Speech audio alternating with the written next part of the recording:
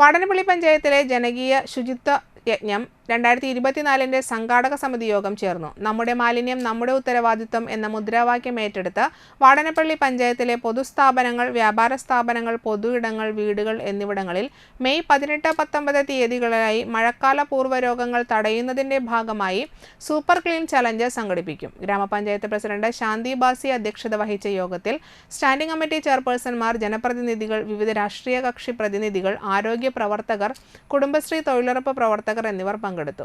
Health inspector Nikhil Kumar പ്രവർത്തനങ്ങൾ വിശദീകരിച്ചു.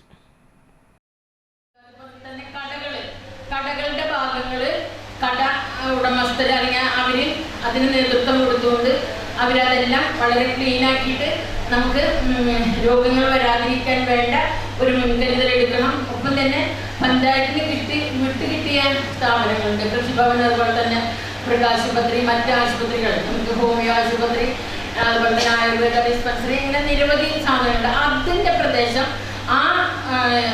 അവർ തന്നെ മുൻകൈയെടുത്ത് അതിനോടൊപ്പം വൃത്തിയാക്കുക.